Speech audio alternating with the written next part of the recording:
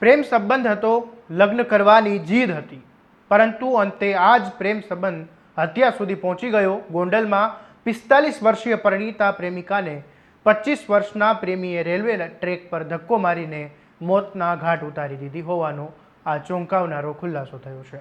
શરૂઆતમાં અકસ્માત લાગતી આ ઘટનામાં હવે રેલવે પોલીસની તપાસમાં હત્યાનો ભેદ ઉકેલાયો છે અને રેલવે સ્ટેશનના સીસીટીવીએ પણ સમગ્ર કેસમાં મહત્વની કડી આપી છે. આખરે પ્રેમીએ પ્રેમિકાની હત્યા કેમ કરી અને કેવી રીતે રેલવે પર મોતનો પ્લાન ઘડાયો અને આ સીસીટીવીમાં શું સામે આવ્યું, આવો વિગતે વાત કરીએ આ અહેવાલમાં. નમસ્કાર, હું છું આસિફ કાદરી અને સ્વમાન સાથે તમારું સ્વાગત છે.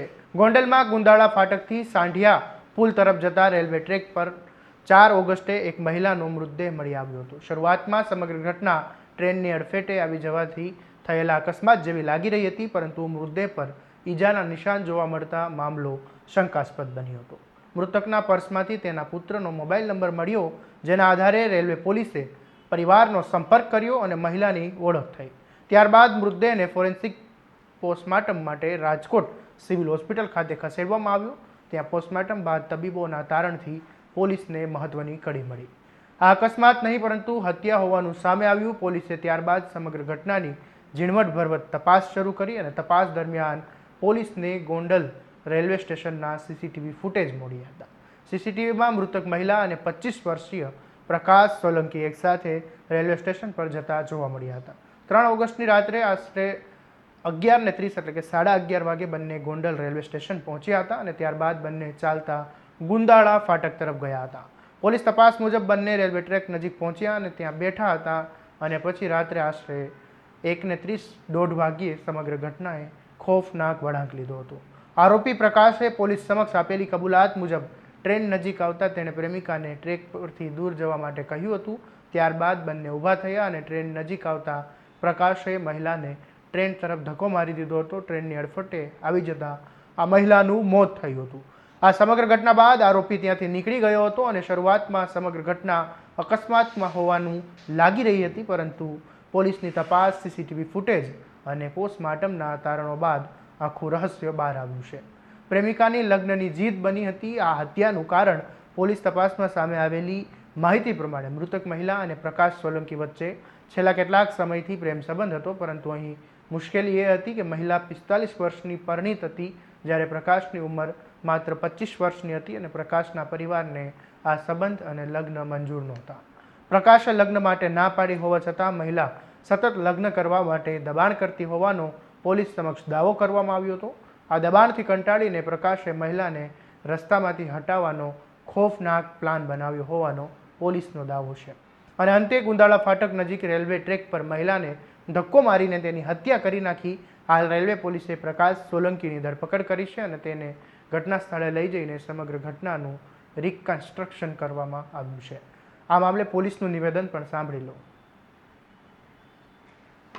ગઈ તારીખ 4/8/26ના વહેલી સવારે ગુંદાળા ફાટક ગોંડલ પાસે રેલવે ટ્રેક પાસે એક અજાણી મહિલાની લાશ મળેલી, જેને અનુસંધાને ગોંડલ બી ડિવિઝન પોલીસના માણસોએ એમ્બ્યુલન્સમાં લાશને ગોંડલ સિવિલ હોસ્પિટલમાં લઈ ગયેલા હતા.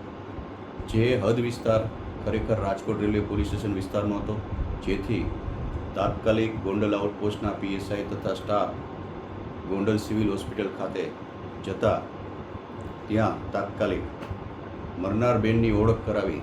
મરનાર બેનનું નામ મંજુબેન, વાઇફ ઓફ વિનુભાઈ બારૈયા, ઉંમર વર્ષ 44ના, પોતે ગોંડલ વોરાકોટડા રોડ ઉપર રહેતા હોય, જેની ઓળખ થતાં તાત્કાલિક એડીનો બનાવ જાહેર કરી, જેને અનુસંધાને મહિલા બેનનું ઇન્ક્વેસ્ટ પંચનામું કરતા જેમાં તેના માથાના ભાગે તથા બંને હાથમાં ઈજાઓ થયેલ હોય, જે શંકાસ્પદ જણાતા તાત્કાલિક રાજકોટ ફોરેન્સિક વિભાગ સિવિલ હોસ્પિટલ ખાતે તેનું પીએમ કરાવવામાં આવેલ બાદ આ બાબતે એસપી સાહેબની સૂચના આધારે બનાવના મૂળ સુધી પહોંચવું ખૂબ જરૂરી હોય, જેથી રાજકોટ રેલવે પોલીસ સ્ટેશનના પીએસઆઈ વાળા તથા પીએસઆઈ જાડેજાની અલગ અલગ ટીમો બનાવી ડી સ્ટાફને સદરુ બેનના રહેણાંક મકાન તથા ગોંડલ રેલવે સ્ટેશન આજુબાજુના વિસ્તારમાં જ્યાંથી બહેનની લાશ મળેલી તે વિસ્તારમાં કેમેરા ચેક કરવા માટે બનાવેલી ટીમ, જેને અનુસંધાને આગલી રાતે સદરુ બેનની સાથે એક અજાણ્યો ઈસમ જોવામાં આવેલો, જેથી તાત્કાલિક બેનના પરિવારમાં તેની જે દીકરી છે પાયલબેન, તેમને આ બાબતે પૂછતા તેમણે એવી વાત કરેલી કે આ જે ઈસમ છે એનું નામ પ્રકાશ કિશોરભાઈ સોલંકી, જે ભગવતપુરા ગોંડલનો રહેવાસી છે અને છેલ્લા 2-3 વર્ષથી સદરુ બેન મંજુબેન સાથે તેને પ્રેમ સંબંધ છે. મંજુબેન પોતે પોતાના પતિથી અલગ રહે છે, એકલવાયુ જીવન જીવે છે અને ઘણા સમયથી આ પ્રકાશ સાથે તેને ઝઘડાઓ પણ થાય છે. જે લગ્નના દબાણ બાબતે આ બેન પ્રકાશ સાથે ઝઘડાઓ કરતા હોય છે, જેને અનુસંધાને તાત્કાલિક ટીમોને પ્રકાશને શોધી કાઢવા માટે મોકલવામાં આવેલ, જેથી ગોંડલ બી ડિવિઝન પોલીસ સ્ટેશનના સ્ટાફને સાથે રાખી ગોંડલમાંથી સદરુ પ્રકાશ કિશોરભાઈ સોલંકીને ઝડપી પાડી યુક્તિ પ્રયુક્તિથી પૂછપરછ કરતા પોતે પોલીસ સામે ભાંગી પડતા પોતે કબૂલાત આપેલ કે મરનાર મંજુબેન સાથે પોતાના પ્રેમ સંબંધ છે અને અવારનવાર એ બાબતે લગ્ન બાબતે ઝઘડા એને થતા હોય, જેથી એનાથી કંટાળી ગઈ રાતે પણ ગોંડલના રિલાયન્સ પેટ્રોલ પંપ પાસે મારકૂટ થયેલ અને પછી બેનને સમજાવી પોતે રેલવે ટ્રેક બાજુ આવતા જ્યારે બેન સાથે ઝઘડો થયેલો હોય અને પછી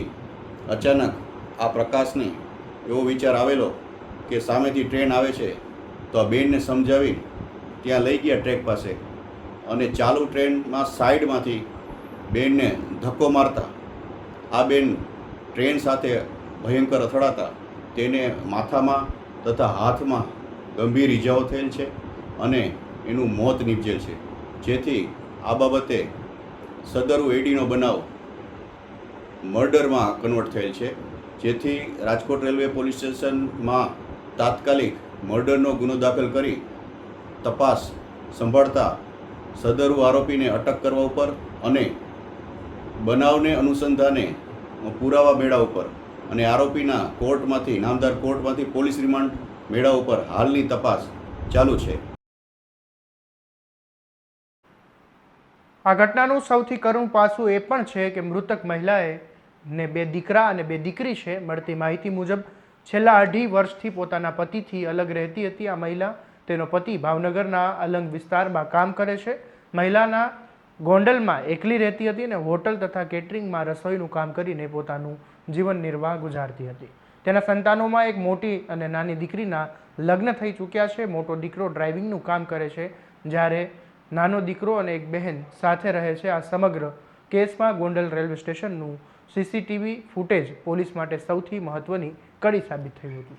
જે ઘટનાને શરૂઆતમાં અકસ્માતની માનવામાં આવી રહી હતી, તેમાં સીસીટીવીમાં મૃતક મહિલા અને આરોપીના એક સાથે જોવા મળ્યા હતા અને ત્યારબાદ પોસ્ટમોર્ટમ રિપોર્ટ અને પોલીસના તપાસના કારણે સમગ્ર ઘટનાની કડીઓ જોડાતી ગઈ અને હવે પોલીસે એ પણ તપાસ કરી રહી છે કે હત્યા પાછળ માત્ર લગ્ન માટેનું દબાણ જ કારણ હતું કે પછી આ સમગ્ર ઘટનામાં અન્ય કોઈ બાબત પણ સંકળાયેલી છે. આરોપી સામે કાયદેસરની કાર્યવાહી આગળ વધારવામાં આવી રહી છે. આ ઘટનાએ ફરી એકવાર સવાલ ઊભો કર્યો છે કે પ્રેમ સંબંધ જ્યારે સમજદારી અને સંવાદની જગ્યાએ હઠ અને ગુસ્સામાં બદલાઈ જાય ત્યારે તેનું પરિણામ કેટલું ભયાનક હોઈ શકે. એક સંબંધનો અંત લાવવા માટે કાયદાનો રસ્તો છોડીને કોઈનું જીવન જ છીનવી લેવું કોઈપણ સંજોગોમાં સ્વીકાર્ય નથી. હવે જોવાનું એ રહેશે કે રેલવે પોલીસ આ મામલે વધુ તપાસમાં હત્યા પાછળના તમામ કારણો અને ઘટનાક્રમથી કેટલી વધુ વિગતો સામે લાવે છે.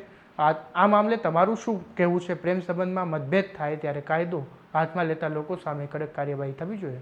અમને કોમેન્ટમાં જરૂરથી જણાવજો અને આવા જ વિશ્લેષણાત્મક અહેવાલો માટે તમારા સ્વમાનને લાઇક, શેર અને સબસ્ક્રાઇબ કરવાનું ભૂલતા નહીં.